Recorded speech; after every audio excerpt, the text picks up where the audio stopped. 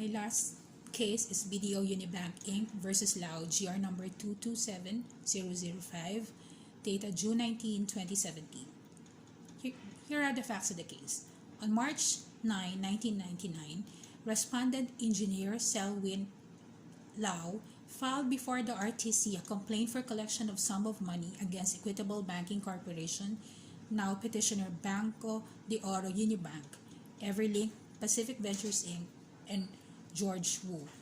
In his complaint, Lau alleged that he was doing business under the name and style of Selwyn Lau Construction, that he was a majority stockholder of Wing An Construction and Development Corporation, that he entered into a transaction with Everlink through its authorized representative Wu, under which Everlink would supply him with HCG sanitary wares, and that for the down payment, he issued 2 equitable cross checks payable to Everlink in the amount of $273,300 and $336,500 respectively. Lau further averred that when the checks were encashed, he contacted Everlink for the immediate delivery of the sanitary wares, but the latter failed to perform its obligation. Later, Lau learned that the checks were deposited in 2 different bank accounts at Respondent International Exchange Bank, now Respondent Union Bank of the Philippines. He was later informed that the 2 bank accounts belonged to Wu and a company named New Wave Plastic, represented by a certain Willie Antiporda. Consequently, Lau was prompted to file a complaint against Everlink and Wu for their failure to comply with their obligation and against BDO for allowing the encashment of the 2 checks. He later withdrew his complaint against Everlink as the corporation had ceased existing. BDO, in their answer, asserted that it had no obligation to ascertain the owner of the account or accounts to which the checks were deposited because the instruction to deposit the said check to the payee's account only was directed to the payee and the collecting bank, which in this case was Union Bank. That as a Joey Bank, its obligation consists in examining the genuineness of the signatures appearing on the check and paying the same if there were sufficient funds in the account under which the check were drawn, and that the subject check were properly negotiated and paid in accordance with the instruction of law in crossing them as they were deposited to the account of the payee or Everlink with Union Bank, which then presented them for payment with BDO. Union Bank was eventually impeded. In their answer, they argued that one check was deposited to Everlink's account and the other was validly negotiated by Everlink to New Wave. The RTC in its ruling absolved BDO of its liability, but ordered Union Bank to pay Lau the amount of $336,500, representing the value of check number 0127242250.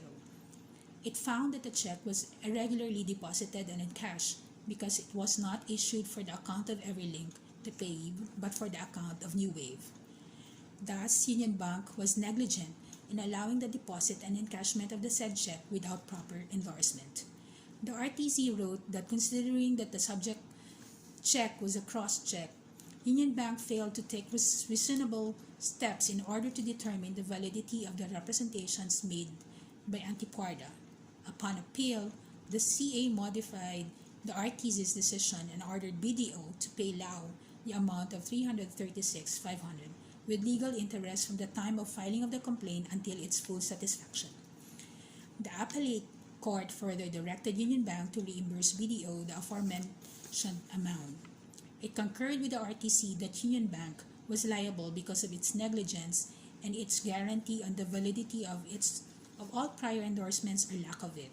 With regard to BDO's liability, the CA explained that it violated its duty to charge to the drawer's account only those authorized by the latter when it paid the value of the check.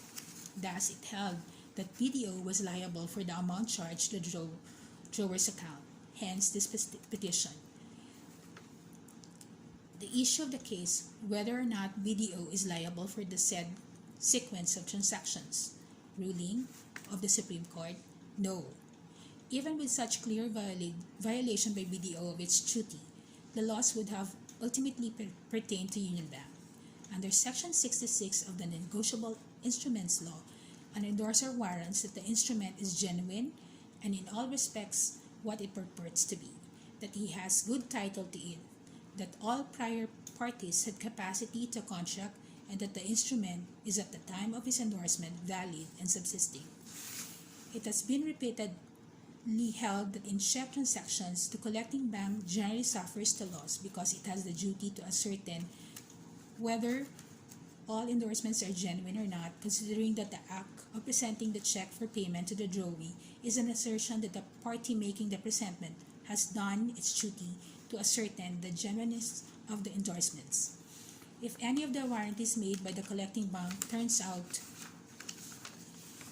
to be false, then the drawee bank may recover from it up to the amount of the check. In the present case, BDO paid the value of check number 0127242250 to Union Bank, which in turn credited the amount to New Wave's account. The payment by BDO was in violation of Lau's instruction because the same was not issued in favor of Everlink, the payee name in the check. It must be pointed out that the subject check was not even endorsed by Everlink to New Wave. Clearly, BDO violated its duty to charge to Lau's account only those payables authorized by him.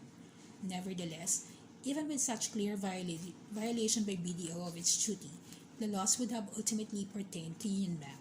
By stamping at the back of the subject check the phrase, all prior endorsements and or lack of it guaranteed, Union Bank had for all intents and purposes treated the check as a negotiable instrument and accordingly assumed the warranty of an endorser. Without such warranty, BDO would not have paid the proceeds of the check. Thus, Union Bank cannot now deny liability after the aforesaid warranty turned out to be false.